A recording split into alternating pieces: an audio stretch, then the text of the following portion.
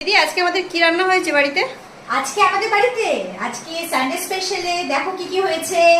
এই যে সাদা ভাত, পুরো দেখো গরম ধোয়া উঠছে এখনো। আর এদিকে হচ্ছে কলমি শাক ভাজা, যেটা আমাদের একেবারেই মানে দেশের বাড়ির বলতে পারো, দেশের বাড়ির মানে খুবই ভালো টাটকা। আর এদিকে হচ্ছে চিংড়ি মাছ ভাজা। আর গেস করো এটা কি বলো তোমরা? ঝিঙে আলু পোস্ত, যেটা আমাদের বাড়িতে সবার খুব খুব খুব ফেভারিট। আর এদিকে দেখে যাও এটা কি, যে এটা হচ্ছে মুসুরির ডাল, ধনে পাতা দিয়ে টমেটো দিয়ে। আমার তো প্রচন্ড ভালো লাগে খেতে, আমাদের বাড়িতে সবাই এটা খেতে খুব ভালোবাসে। আর এটা হচ্ছে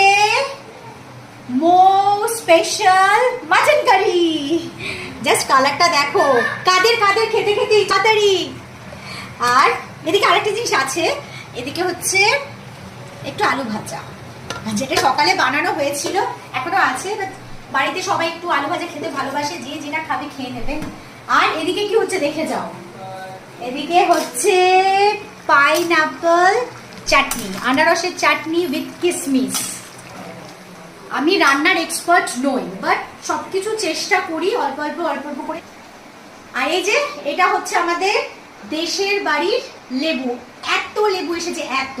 সো এটা প্রচন্ড রস হয়, খুবই ভালো লেবু। সো এটা কাটা বাকি আছে। আর তো দেখতেই পারলে আজকে আমাদের সানডেতে কি কি মানে রান্না বান্না হয়েছে সানডে স্পেশালে।